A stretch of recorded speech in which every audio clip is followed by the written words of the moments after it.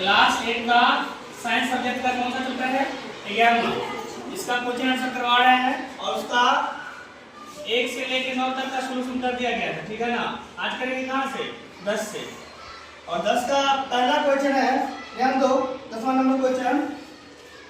पहेली ने सुना था कि वर्षा का जल उतना ही शुद्ध है जितना कि अशुद्ध जल, इसीलिए उसने एक स्वच्छ कांच के बर्तन में कुछ वर्षा का जल एकत्रित करके संपरीक्षित से उसका परीक्षण किया। उसे यह देखकर आश्चर्य हुआ कि चुंबकीय क्या हो गया, विक्षेप दर्शाती है ना। और इसका कारण क्या हो सकता है? इसका हम आंसर देते हैं यहाँ पे, ध्यान दो। वर्षा का जल कांच के बर्तन में इकट्ठा करके उसका क्या कहता है? क्या किया गया? परीक्षण किया गया, है ना। और चुंबकीय सुई विक्षेप दिखाती है। इसका कई कारण हो सकते हैं, लेकिन दो कारण लिख दिए हैं, ठीक है ना।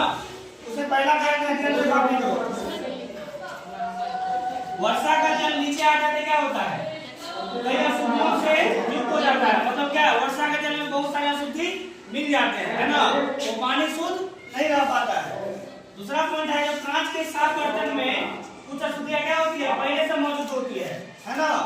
इसीलिए हम जानते हैं कि अशुद्ध जल में भी क्या है, नमक और आदि मिला के उसे क्या किया जा सकता है, विद्युत का चालक बनाया जा सकता है। मतलब क्या, शुद्ध पानी को भी हम नमक मिला के क्या कर सकते हैं, उसको अशुद्ध बना के उसमें धारा का प्रवाह करवा सकते हैं, ठीक है ना।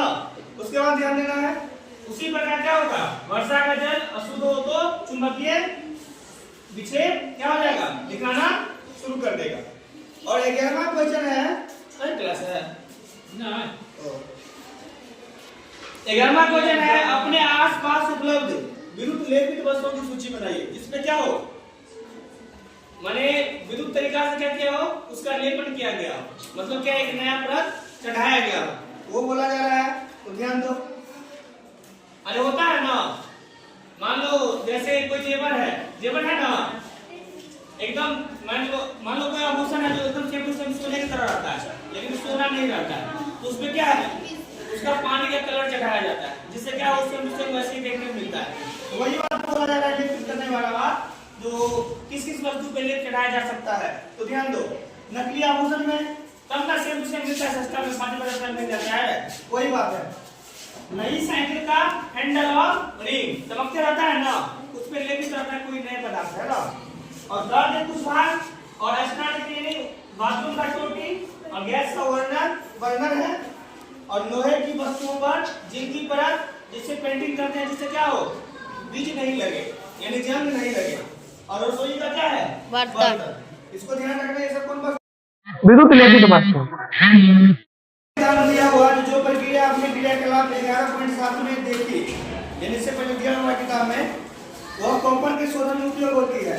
एक पतली शुद्ध कॉपर छड़ एवं एक अशुद्ध कॉपर की छड़ इलेक्ट्रोड के रूप में उपयोग की जाती है। तो कौन सा इलेक्ट्रोड, बैटरी के धन टर्मिनल यानी प्लस से क्या किया जाएगा, सम्मिलित किया जाएगा। क्या कारण दे सकते हैं, यानी कारण पर बात बोला, तो कारण यही बताएंगे, ध्यान दो।